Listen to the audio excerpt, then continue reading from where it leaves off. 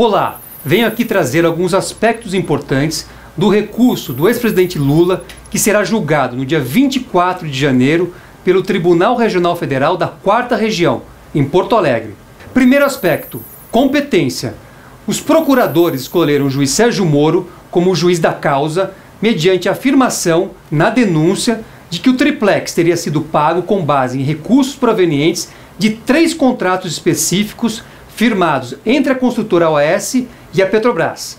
Nós, da defesa, sempre mostramos que não havia nenhuma prova de que valores da Petrobras estavam envolvidos no caso e pedimos para que a ação penal fosse distribuída para um juiz de Brasília ou do Guarujá. Veja, no entanto, o que disse o próprio juiz Sérgio Moro ao julgar os nossos embargos de declaração. Esse juízo jamais afirmou, na sentença ou em lugar algum, que valores obtidos pela construtora OAS nos contratos com a Petrobras foram utilizados para pagamento de vantagem indevida para o ex-presidente. Essa afirmação é do próprio juiz Moro e deveria gerar 2 consequências jurídicas. Primeira, o reconhecimento da nulidade de todo o processo, pois a ação foi processada e julgada perante um juiz sem qualquer relação com o caso, como sempre afirmamos. Segundo, o eixo central da acusação, que é o afirmado uso de valores desviados da Petrobras para viabilizar a entrega da propriedade do triplex para Lula e para a realização de reformas no imóvel, não subsiste e a sua inocência deve ser reconhecida. Segundo aspecto, o cerceamento de defesa. O juiz Sérgio Moro negou à defesa de Lula a realização de provas durante a ação. Dentre as provas requeridas e negadas está a realização de prova pericial contábil financeira com base no artigo 158 do Código de Processo Penal para verificar, primeiro, de quem é a propriedade do apartamento triplex e segundo, se este apartamento está vinculado a operações financeiras com um fundo gerido pela Caixa Econômica Federal. É preciso lembrar que durante a ação demonstramos, com base em documentos, que este apartamento foi dado em garantia pela OAS a uma operação financeira realizada com um fundo da Caixa Econômica Federal. E a OAS, em razão disso, somente poderia dar este imóvel a alguém se tivesse feito o pagamento do valor correspondente em uma conta específica da Caixa Econômica Federal, o que jamais ocorreu. A negativa dessa prova é outra situação que deverá motivar o reconhecimento da nulidade do processo, pois em toda acusação que envolve crimes que deixam vestígios, é fundamental a realização da prova pericial, que eu repito, foi negada nesta ação penal. Terceiro aspecto, condenação com base em versão criada pelo juiz. A condenação do ex-presidente Lula está baseada em versões diferentes daquelas que constam na denúncia e sobre as quais o ex-presidente Lula se defendeu ao longo da ação penal. Vejamos, qual a questão central da denúncia? A de que vantagens indevidas provenientes de 3 contratos específicos firmados entre a construtora OAS e a Petrobras teriam sido dirigidas ao ex-presidente Lula. O próprio juiz Sérgio Moro havia afirmado no início da ação que o objeto da denúncia é determinado e relativo a 3 contratos. No entanto, ao complementar a sentença, julgando os embargos de declaração que nós apresentamos, o juiz Moro admitiu que não há envolvimento de valores da Petrobras no caso. Disse ele, este juízo jamais admitiu, na sentença ou em lugar algum, que valores obtidos pela construtora OAS nos contratos com a Petrobras foram utilizados para o pagamento de vantagem indevida para o ex-presidente. Ainda sobre este item, vejam que a denúncia sempre trabalhou com a hipótese de que a OAS teria transferido a propriedade do triplex para o ex-presidente Lula.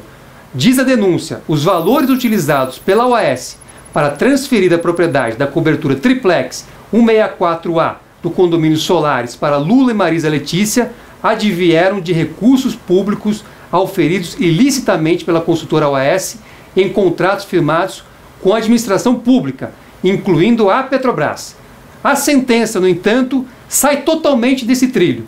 Diz que o apartamento 164A teria sido atribuído ao ex-presidente Lula. O que significa atribuir um apartamento a alguém? Essa situação jamais foi discutida na ação penal e sequer faz parte da própria situação relativa à propriedade. O juiz, portanto, usou de uma versão absolutamente diferente daquela que foi apresentada pelo Ministério Público na denúncia.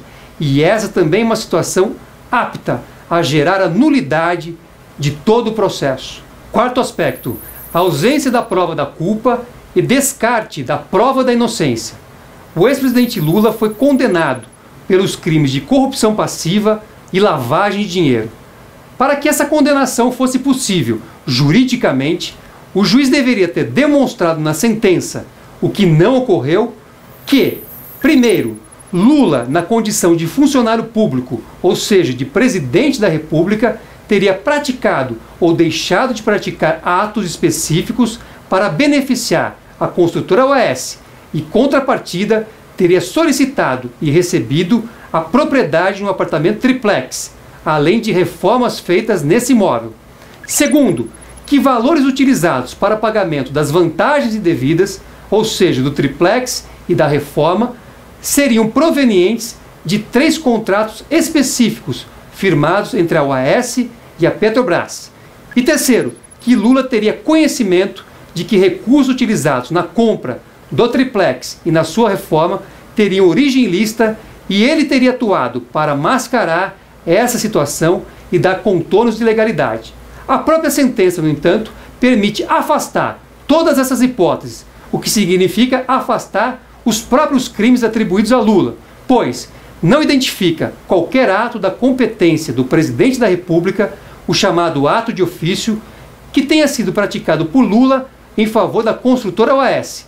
Segundo a sentença, os atos seriam indeterminados. Como alguém pode ser condenado com base em atos indeterminados? Segundo, a sentença afasta expressamente a hipótese de que valores provenientes de contratos entre a OAS e a Petrobras tenham sido dirigidos a Lula.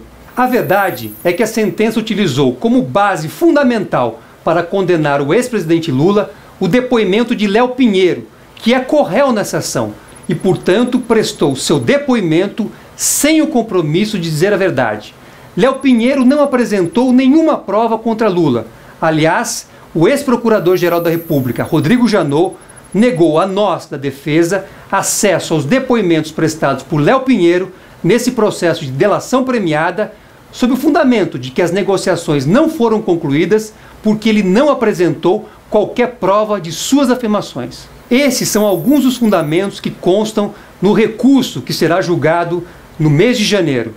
A verdade é que o único resultado possível é o reconhecimento da inocência do ex-presidente Lula e do caráter ilegítimo do processo.